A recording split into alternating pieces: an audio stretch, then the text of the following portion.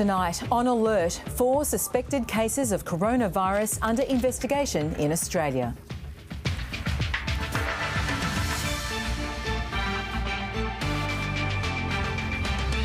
Also tonight, tributes flow for the 3 US firefighters killed battling New South Wales bushfires. The Nationals rally behind Bridget McKenzie as doubts grow over whether she'll survive the scandal over sporting grants.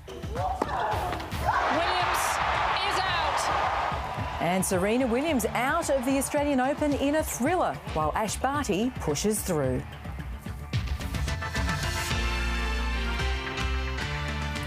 Good evening, Mary Gearin with ABC News. 4 people in Australia are now being tested for the deadly coronavirus.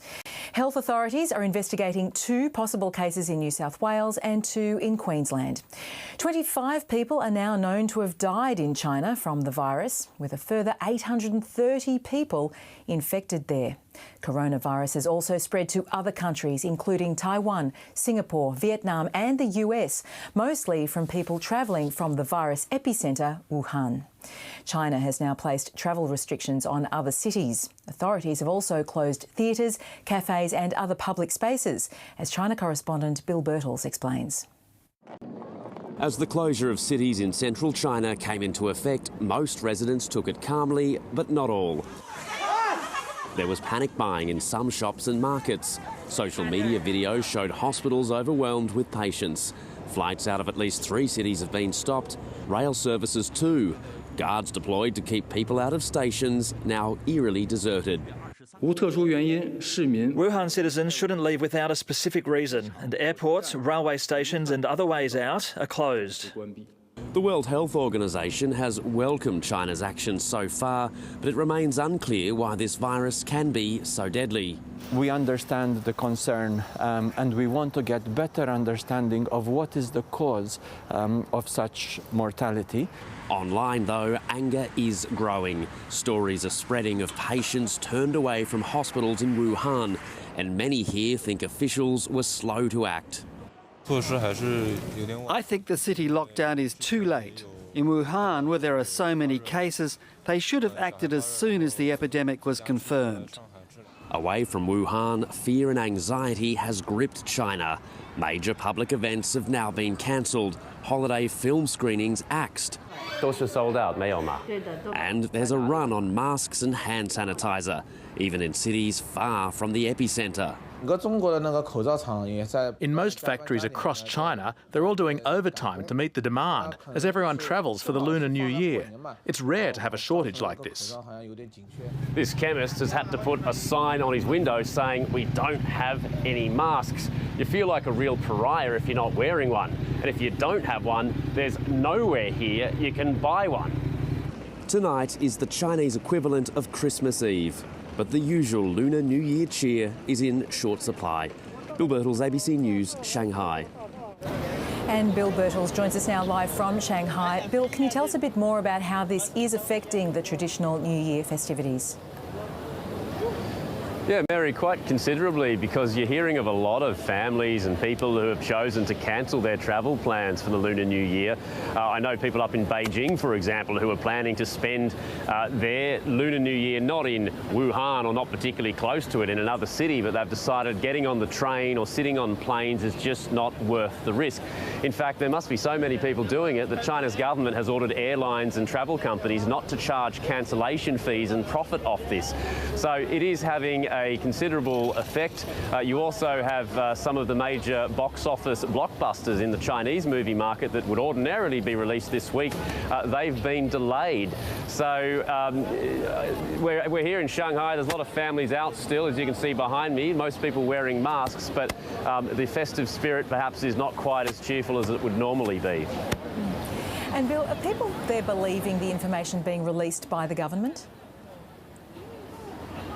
Mary, some are, some aren't. Certainly over the past few days there has been a shift, I think, in the feeling towards authorities' response to this. It's been driven by more and more of these online posts from Wuhan, from relatives who went to a hospital with a loved one who was turned away, shunted from treatment centre to treatment centre, partly because the medical staff there are under so much pressure, there aren't enough testing kits. We're getting all these sort of anecdotal stories that are difficult to verify, but in the absence of a free press, a lot of people believe those online accounts, and they also are wondering if it's serious enough to lock down Wuhan City and surrounding cities.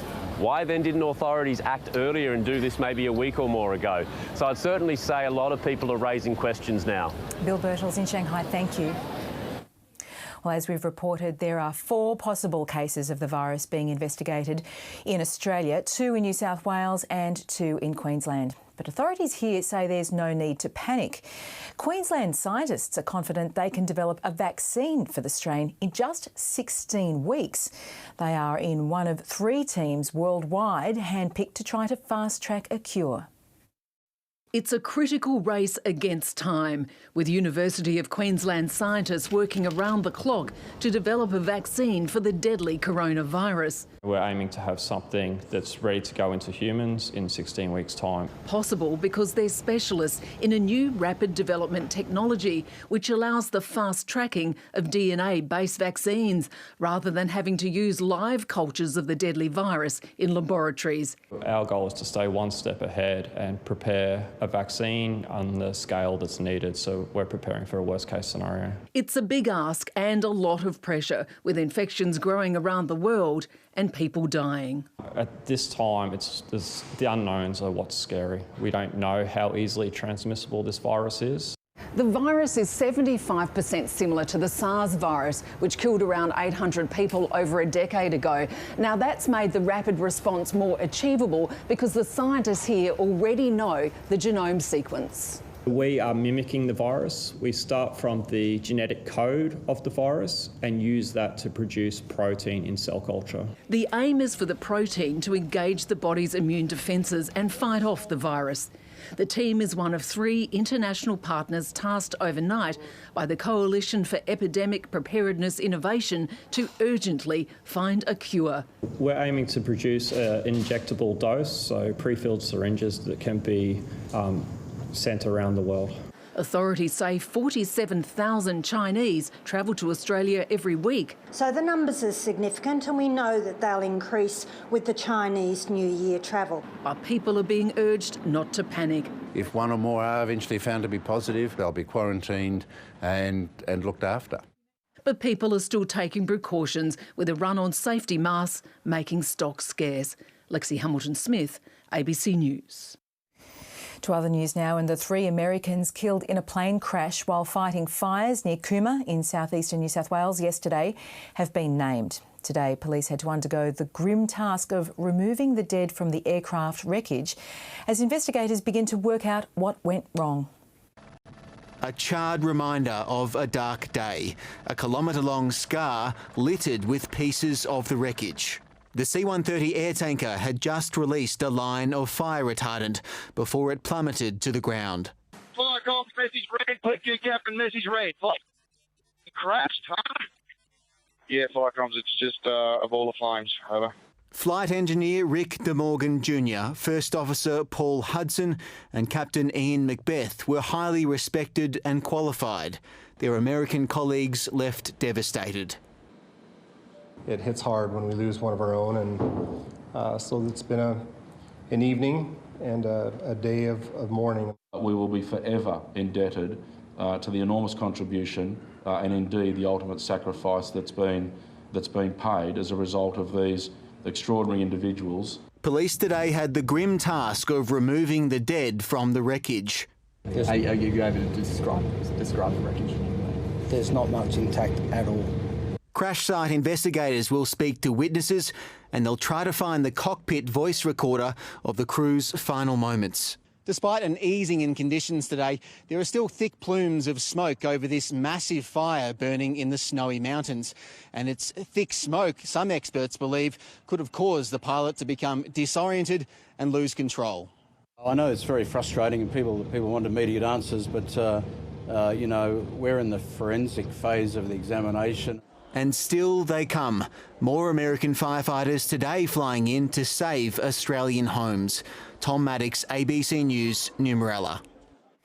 Nationals leader Michael McCormack has strongly defended his deputy, Bridget McKenzie, who's under pressure to resign over the so-called sports rorts affair. Despite the public show of support, there are growing doubts within government as to whether Senator McKenzie can survive. His political reporter Jane Norman.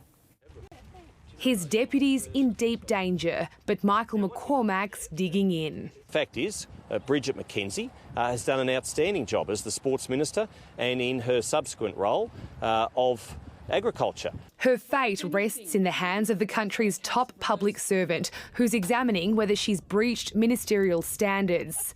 Bridget McKenzie's confident she hasn't. Does Bridget McKenzie still have your support? She does. And she's got some high-profile backers. Is she going to resign herself? I mean, she's not, Carl. So she's going to stay where she is.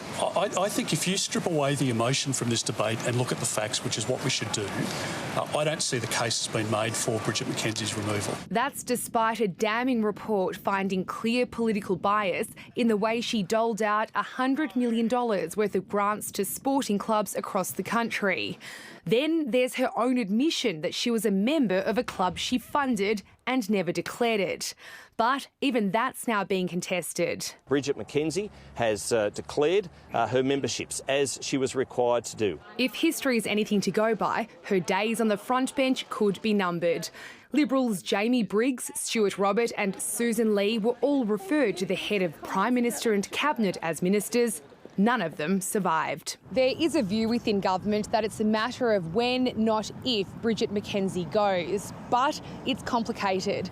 Removing her from the ministry would require the approval of the Nationals leader, Michael McCormack, and publicly at least, he's offering her his full support. Then there's the potential knock-on effect of instability for Mr McCormack himself, already the subject of murmurings among his colleagues. It's just media speculation. Bridget McKenzie's going to stay there because she's being protected by the National Party. I mean, in this government, everyone's protected by someone. Until they become too much of a problem for the Prime Minister.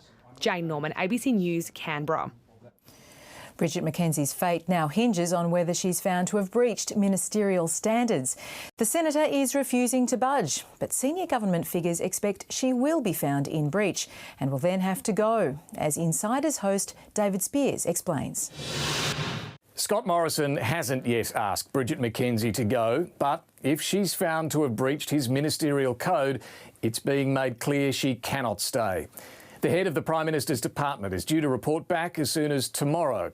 And despite assurances to the contrary from the Nationals leader today, the minister did not declare her membership of a gun club as required before awarding it a grant. In the government's most senior ranks, there is now an expectation Bridget McKenzie will be found to be in breach of the code. What happens next is complicated.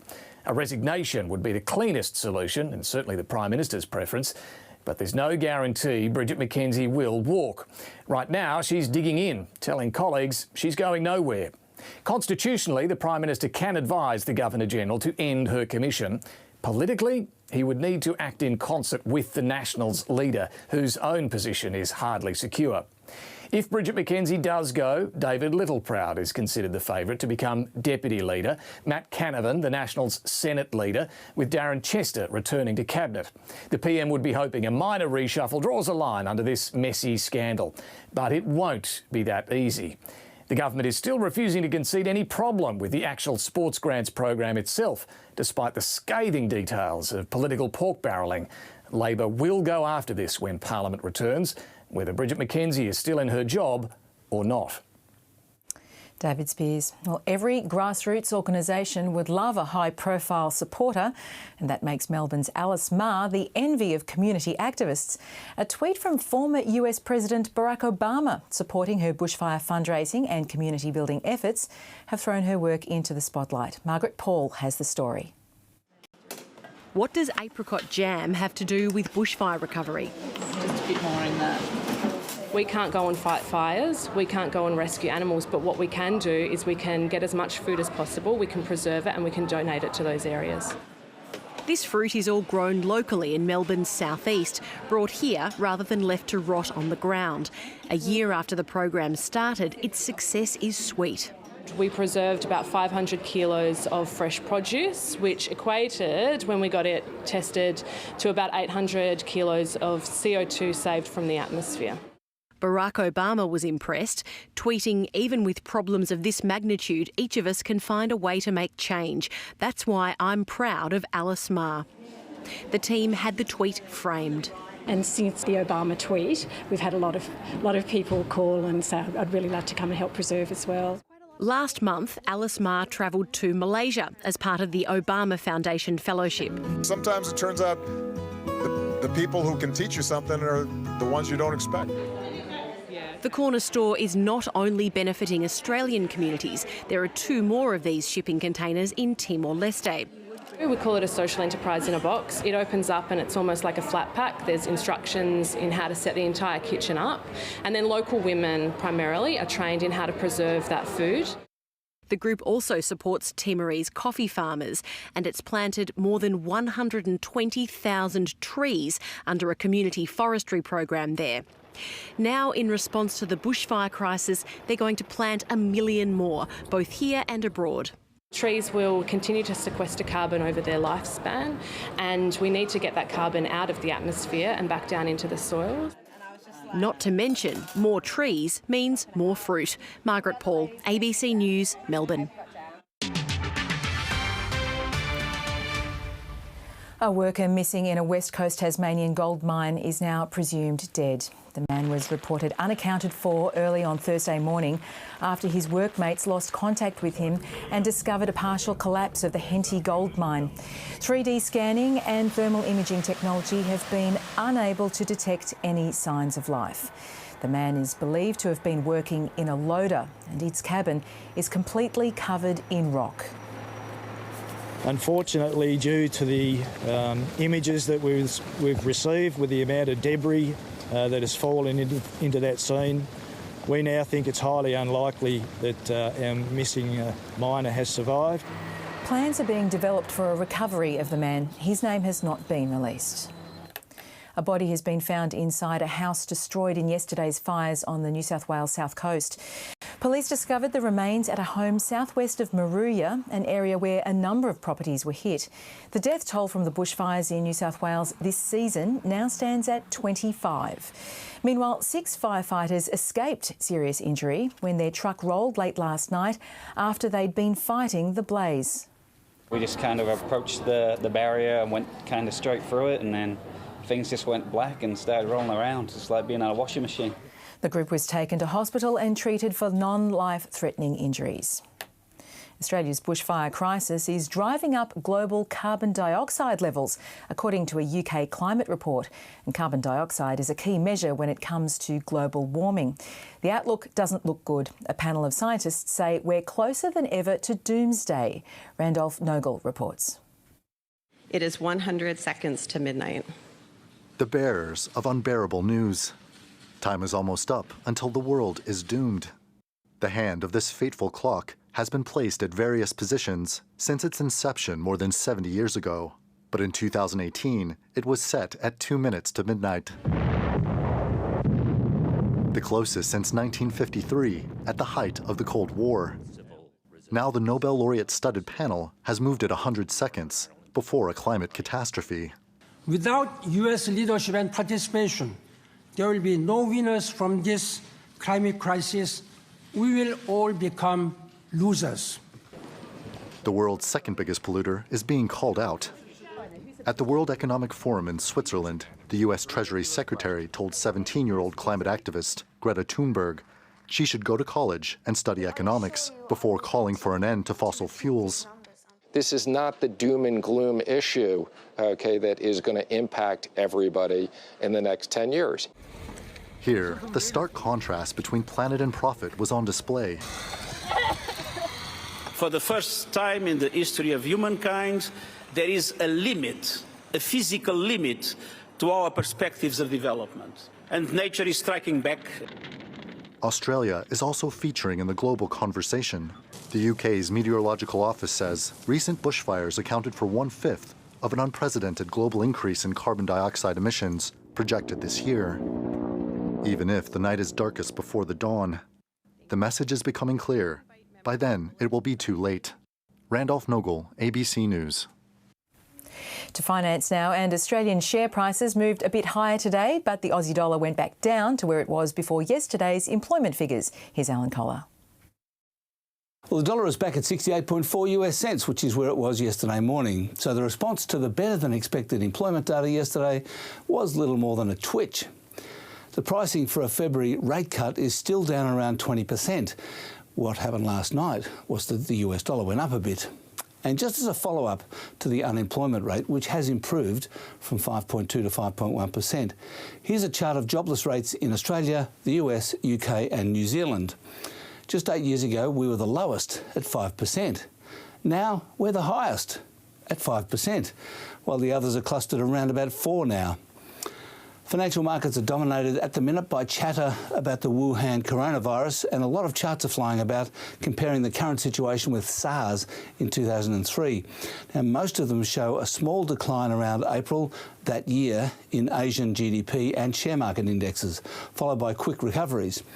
But I thought this is the one that was most relevant to Australia. There was a sharp drop in tourist arrivals in 2003, which took a few months to recover from, and which will likely be exacerbated this year by the bushfires. Global share markets were subdued today, and the local market was also subdued.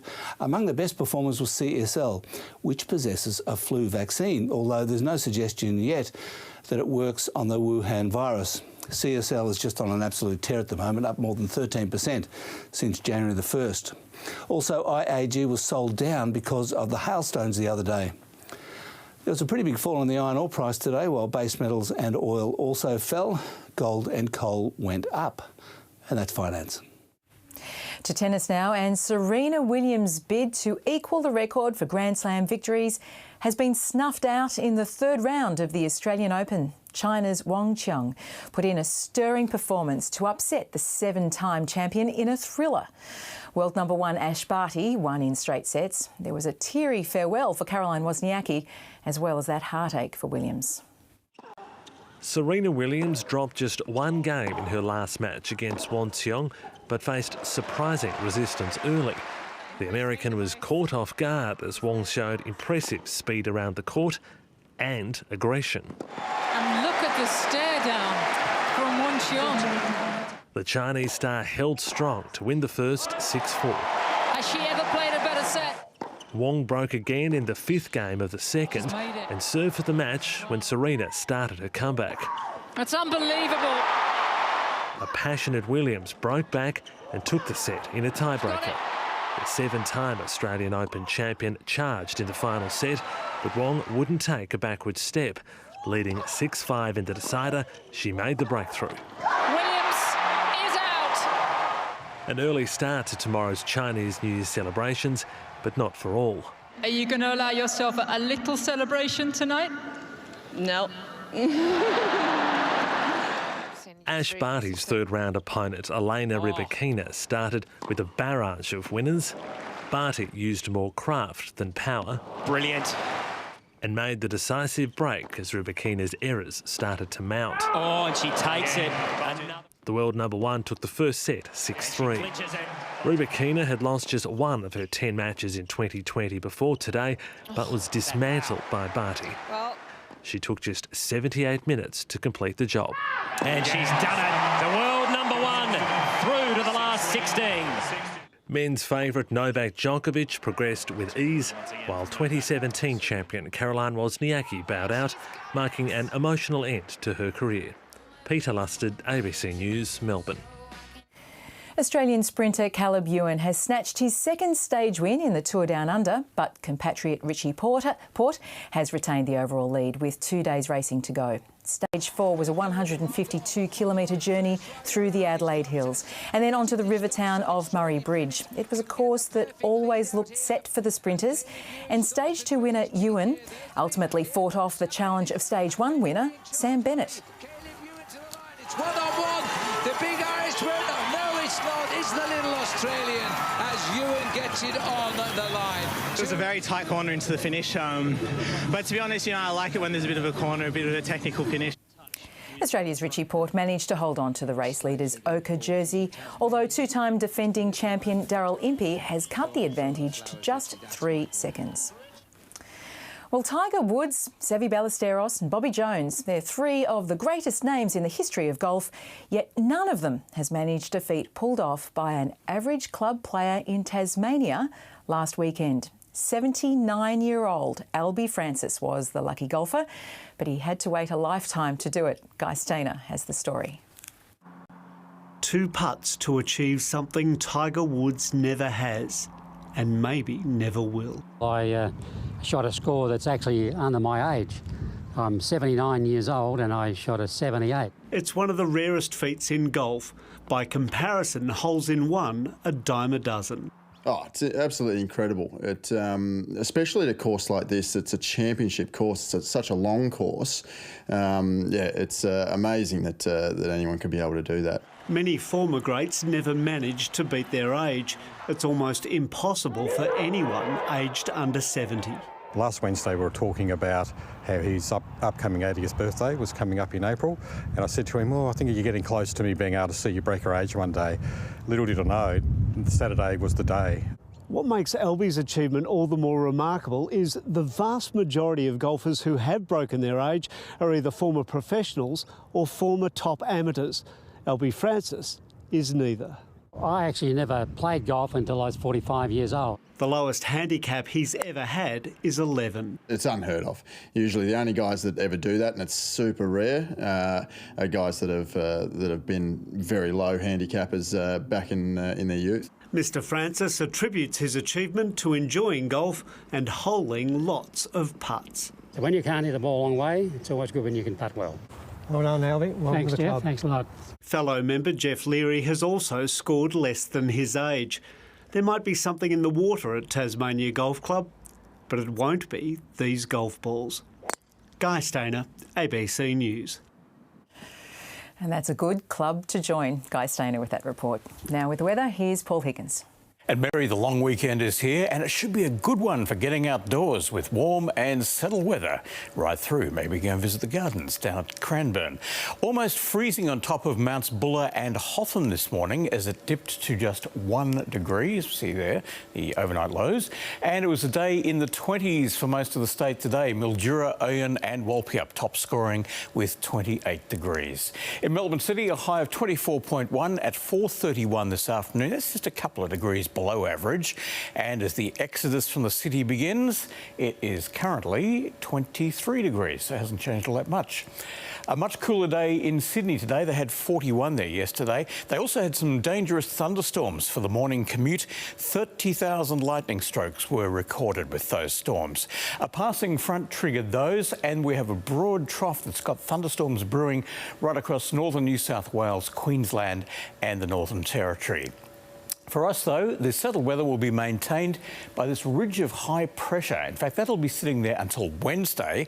After that, hot north winds on Thursday and on Friday. But it'll be a wet, long weekend to the north of us with some heavy showers and thunderstorms in the mix up there. You can see right up to the top end and beyond.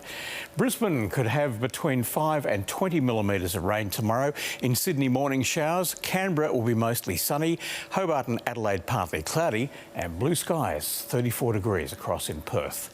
Well, back home, a cool night is on the way, and then another day mostly in the 20s. It'll be dry apart from light showers over the southwest and also in the far east. Some early fog inland, and then a sunny day across our north and over the east. Partly cloudy for the rest of us. Light westerly winds and sea breezes. Sunday will be pretty much the same. Again, some light showers in the southwest and the far east. And for the Australia Day holiday on Monday, it's going to be a dry one right across the state. On the bays, a west to northwest wind at 10 to 15 knots, becoming light and variable in the afternoon. Well, down to 15 in Melbourne tonight and a high of 26 tomorrow. We could have some early fog in the outer suburbs and then a partly cloudy day, light winds and some afternoon bayside sea breezes. Sunday will be dry and partly cloudy again, light winds in the morning, then a moderate southwesterly breeze in the afternoon, 27. Monday 23 for the Australia Day holiday, again partly cloudy. Tuesday 24, partly cloudy once more. Wednesday a sunny afternoon, 25, and then the heat returns for the pointy end of the Australian Open. Thursday a sunny 36 and Friday 41, mostly sunny before a dry cool change later in the day. Meantime, enjoy that long weekend. Thanks, Mary. And thank you, Paul. That's it from us. Thanks very much for your company. Have a great night.